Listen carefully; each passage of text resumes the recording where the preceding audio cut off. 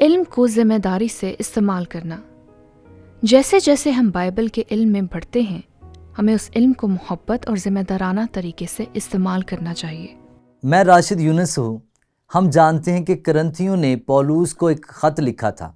ہمارے پاس وہ خط نہیں ہے، لیکن ان کے نام اس کے خط میں یہ وہی خط ہے جو ہمارے پاس نئے عہد نامے میں موجود ہے، جسے ہم پہلا کرنتھیوں کا خط کہتے ہیں۔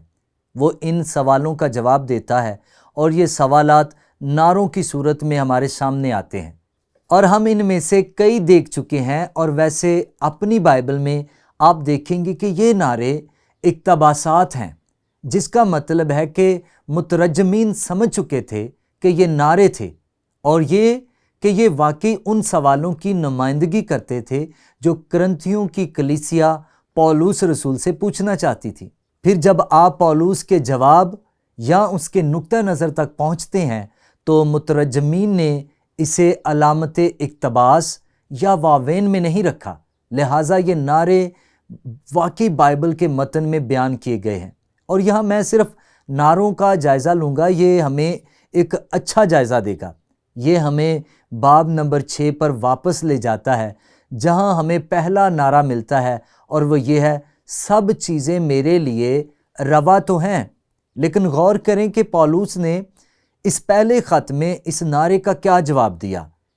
وہ یہ ہے کہ میں اسے الہی نقطہ نظر کہتا ہوں، مگر سب چیزیں مفید نہیں۔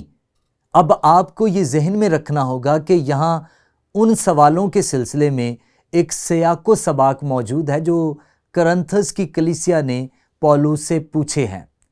اس میں سے بہت کچھ بت پرستی سے متعلق ہے۔ اس کا تعلق اس کھانے سے ہے جو بتوں کو پیش کیا جاتا تھا۔ اس کا تعلق جنسیت کے نظریے سے ہے، اور اس لیے پولوس جواب دے رہے ہیں۔ وہ جانتا ہے کہ وہ سیاق و سباق کیا ہے، اور ہم اس سیاق و سباق کو باقی خط سے دریافت کر سکتے ہیں۔ لیکن اصل میں یہ نعرہ دہرایا جاتا ہے، اور یہ ہے: سب چیزیں میرے لیے روا تو ہیں۔ لیکن غور کریں کہ پولوس کس طرح الہی نقطہ نظر پیش کرتا ہے: لیکن میں کسی چیز کا پابند نہ ہوں گا۔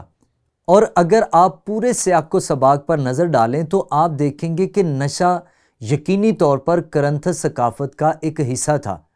ان کی بت پرستی کی بدولت جس طرح سے وہ زیادہ شراب پیتے تھے، لہٰذا شاید شراب کی لت تھی۔ ان کے جنسی رویے شاید بہت سے جنسی لت میں مبتلا تھے۔ شراب نوشی اور بد اخلاقی جنسی لت، اگر آپ کو صرف اس بات کا احساس ہو کہ انجیل سے پہلے اس ثقافت میں موجود بد اخلاقی موجود تھی۔ اس لیے پولوس صرف یہ کہہ رہا ہے کہ میں کسی چیز کا پابند نہیں ہوں گا۔ یہ اس سوال کا عام جواب ہے۔ ہم آگے بڑھتے ہیں، اور ہمیں ایک اور نعرہ ملتا ہے جو اس نے باب نمبر 6 میں استعمال کیا: کھانے پیٹ کے لیے ہیں اور پیٹ کھانوں کے لیے۔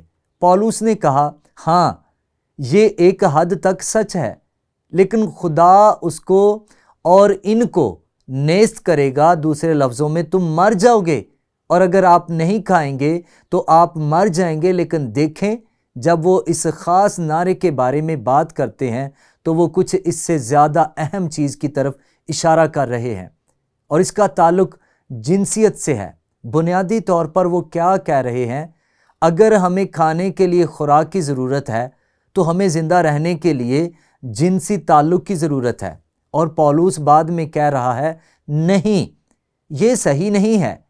جنسی بھوک اور کھانے کے لیے بھوک مکمل طور پر ایک مختلف زمرے میں آتی ہیں، اور وہ ایک مسخ کر رہے تھے۔ اور جیسے کہ ہم نے اس خط کے مطالعے میں دیکھا ہے، وہ جس بت پرستی سے نکلے ہیں، اس سے نکل کر وہ بہت سی چیزوں کو ان چیزوں کے حوالے سے مسخ کر رہے تھے جن کو ہم معمولی سمجھتے تھے۔ وہ جس میں سے تبدیل کیے گئے تھے، اس کی وجہ سے مکمل طور پر لا علم اور مکمل طور پر مسخ شدہ تھے۔ لہٰذا یہاں اس نعرے کو مخالف انتہا تک لے جانے کے ساتھ ایک اور تحریف ہے۔ ایک مرد کے لیے یہ اچھا ہے کہ وہ کسی عورت کو جنسی تعلقات کے لیے استعمال نہ کرے۔ اب جو وہ کہہ رہے ہیں، ان کا خلاصہ یہ ہے یہ اچھا ہے کہ آپ شادی شدہ ہونے کے باوجود جنسی تعلقات نہ رکھیں۔ اس طرح وہ اس حد تک مسخ شدہ تھے، وہ دوسری انتہا پر جا رہے تھے، اور پولس ایک الہی نقطہ نظر پیش کرتا ہے، اور آپ اسے اس پورے اقتباس میں دیکھیں گے جہاں وہ یہ بیان کرتا ہے جنسی تعلق خدا کا تحفہ ہے جسے شادی کے بندھن میں استعمال کیا جاتا ہے، اور وہ وضاحت کرتا ہے کہ یہ تحفہ خدا کی طرف سے ہے، لیکن اس کا استعمال اس طریقے کے مطابق کیا جائے جس کے لیے اس نے اسے بنایا ہے۔ ابتدا میں جب وہ ہوا کو آدم کے پاس لایا اور یقیناً ہمیں شادی سے متعارف کروایا، اور اس کے لیے یہ حیرت انگیز تحفہ خدا نے دیا جو کرنتھس میں بری طرح توڑ مروڑ کر پیش کیا گیا۔ لہٰذا آپ کے پاس شادی کے رشتے میں جنسی تعلق کے خدا کے تحفے کے بارے میں ایک پورا اقتباس موجود ہے۔ اب ہم یہاں ایک اور نعرے کی طرف آتے ہیں جسے ہم آج دیکھ رہے ہیں۔ ہم جانتے ہیں کہ ہم سب علم رکھتے ہیں۔ اب پولس نے خلاصے میں کہا ہاں جی، لیکن یہاں ایک الہی نقطہ نظر ہے۔ علم غرور پیدا کرتا ہے، لیکن محبت ترقی کا باعث ہے۔ وہ علم کے خلاف نہیں ہے، لیکن وہ کہہ رہا ہے اگر آپ کے پاس محبت کے بغیر علم ہے تو یہ تکبر کا باعث بنتا ہے، یہ فخر کا باعث بنتا ہے، یہ ہر طرح کی تحریف کا باعث بنتا ہے، اور ظاہر ہے ان میں بہت ساری خرابیاں تھیں، اور خاص طور پر جب وہ یونانی اور رومی دنیا میں ان تمام فلسفیوں میں رہ رہے تھے، ان کی تمام آراء کے ساتھ۔ لیکن اب وہ ایک اور نعرے کی طرف اشارہ کرتا ہے جو علم کے اس نعرے سے متعلق ہے، اور وہ یہ ہے بت دنیا میں کوئی چیز نہیں، پولس کہے گا۔ جی ہاں، اور سوا ایک کے اور کوئی خدا نہیں۔ یہ صحیح ہے، تاہم اس کے الہی نقطہ نظر پر غور کریں۔ لیکن سب کو یہ علم نہیں۔ اب ایک بار پھر آپ کو یہ سمجھنا ہوگا کہ کرنتھس کی کلیسیا کس طرح کی مسخ شدہ دنیا میں رہ رہی تھی، اور وہ تحریف جس نے انہیں بت پرستی کے لحاظ سے گھیر رکھا تھا وہ کیا تھی۔ اور اسی لیے پولس نے وضاحت کی، ایک بار پھر وہ کہتا ہے لیکن سب کو یہ علم نہیں۔ کون سا علم؟ کہ خدا ایک ہے اور خدا کے سوا کوئی معبود نہیں۔ اس نے مزید کہا بلکہ بعض کو اب تک بت پرستی کی عادت ہے، اس لیے اس گوشت کو بت کی قربانی جان کر کھاتے ہیں، اور ان کا دل چونکہ کمزور ہے آلودہ ہو جاتا ہے۔ اب اس اقتباس کو پڑھنے سے پہلے ذہن میں رکھیں کہ بتوں کو پیش کیے جانے والے کھانے کے بنیادی طور پر 3 پہلو تھے۔ وہ بتوں کو پیش کرتے تھے اور اسے جلا دیتے تھے، ایک لحاظ سے جیسے کہ پرانے عہد نامے میں کیا جاتا تھا جہاں قربانیاں ہوتی تھیں۔ یہ ایک مشرک بت کو گوشت پیش کیا جاتا تھا، لہٰذا انہوں نے کچھ گوشت بتوں کو پیش کرنے کے لیے جلایا۔ دوسری بات یہ کہ اس کا کچھ حصہ جو انہوں نے پیش نہیں کیا وہ ان لوگوں کو دیا گیا جو وہاں اس مشرک مندر میں کھانا کھا رہے تھے، اور وہ وقت کھانے پینے تفریح کرنے کا تھا، اور یہاں تک کہ جنسی تعلق جو مشرکانہ عبادت کا حصہ ہوتے تھے، اس طرح کی زندگی تھی جس سے ان ایمانداروں کو نکالا گیا تھا۔ اور پھر بچے ہوئے گوشت کو استعمال کرنے کا ایک تیسرا طریقہ تھا، وہ اسے باہر لے جاتے اور اسے بازار میں فروخت کرتے تھے۔ لہٰذا اس مسئلے کے 3 پہلو تھے، اور اسی لیے پولس اس پر بات کر رہا ہے، اور وہ کہتا ہے کمزور ہونے کی وجہ سے ان کا دل چونکہ کمزور ہے آلودہ ہو جاتا ہے۔ کھانا ہمیں خدا سے نہیں ملائے گا۔ ہم یہ جانتے ہیں اگر نہ کھائیں تو ہمارا کچھ نقصان نہیں، اور اگر کھائیں تو کچھ نفع نہیں۔ کھانے کے معاملے میں جب تک کہ آپ بالکل نہیں کھاتے ظاہر ہے، لیکن ہوشیار رہو ایسا نہ ہو کہ تمہاری یہ آزادی کمزوروں کے لیے ٹھوکر کا باعث ہو جائے۔ اب یہ ان لوگوں کے لیے ٹھوکر کیسے بنتا ہے جو اب بھی یہ مانتے ہیں کہ یہ بت ایک دیوتا ہیں۔ اب یاد رکھیں وہ ایمانداروں کو لکھ رہا ہے، لوگ مسیح پر اپنا ایمان رکھتے ہیں لیکن وہ اب بھی الجھن میں ہیں کہ وہ بت خدا نہیں ہے۔ میرا مطلب ہے کہ یہ ایماندار اتنے ناپختہ تھے، اور اس تناظر میں سمجھنا ضروری ہے، ورنہ ہم یہ نہیں سمجھ پائیں گے کہ وہ یہاں کس بارے میں بات کر رہا ہے۔ تو وہ وضاحت کرتا ہے کہ وہ یہ ہدایات کیوں دے رہا ہے، کیونکہ اگر کوئی تجھ صاحب علم کو بت خانہ میں کھانا کھاتے دیکھے اور وہ کمزور شخص ہو، تو کیا اس کا دل بتوں کی قربانی کھانے پر دلیر نہ ہو جائے گا؟ بھلے ہی تم اسے مندروں میں کھا رہے ہو، اسی مشرکانہ سیاق و سباق میں، یا چاہے تم اسے بازار سے خریدتے ہو اور وہ جانتے تھے کہ یہ ان بتوں کو پیش کیا گیا تھا، کیا ہو سکتا ہے؟ غرض تیرے علم کے سبب سے وہ کمزور شخص، یعنی وہ بھائی جس کی خاطر مسیح ہوا، ہلاک ہو جائے گا۔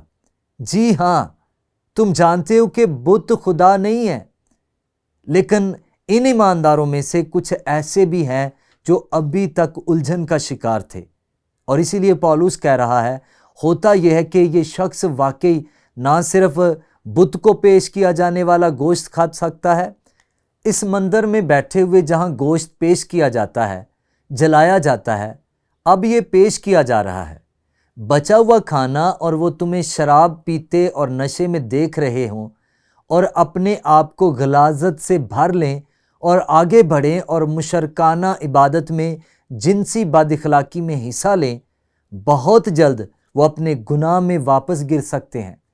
یہ وہ سیاق و سباق ہے جہاں سے ہم یہاں نمٹ رہے ہیں۔ ہمارے لیے یہ شناخت کرنا مشکل ہے، کیونکہ ہم اس طرح کے معاشرے میں کبھی نہیں رہے۔ پس پولس یہ کہتا ہے، اور تم اس طرح بھائیوں کے گنہگار ہو کر اور ان کے کمزور دل کو گھائل کر کے مسیح کے گنہگار ٹھہرتے ہو، نہ صرف ان کے خلاف بلکہ خود مسیح کے خلاف۔ اس سبب سے اگر کھانا میرے بھائی کو ٹھوکر کھلائے تو میں کبھی ہرگز گوشت نہ کھاؤں، تاکہ اپنے بھائی کے لیے ٹھوکر کا باعث نہ بنوں۔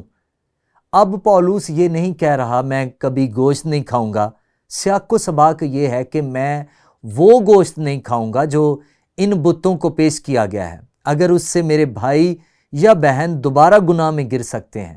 یہ ایک وہ سیاق و سباق ہے جس سے وہ نمٹ رہا ہے، اور اس لیے پولس کہہ رہا ہے ہمیں محتاط رہنا چاہیے۔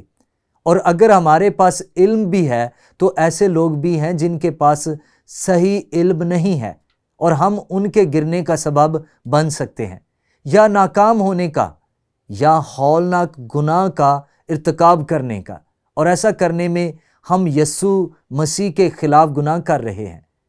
اب یہ غور و فکر اور رد عمل کے لیے ایک سوال کی طرف جاتا ہے، اور وہ یہ ہے کہ آج مسیحیوں کے لیے یہ کیوں ضروری ہے کہ وہ محض فیصلہ کن رویوں اور کسی دوسرے مسیحی کو گناہ میں مبتلا کرنے کے بارے میں ہمارے حقیقی خدشات کے درمیان فرق کریں۔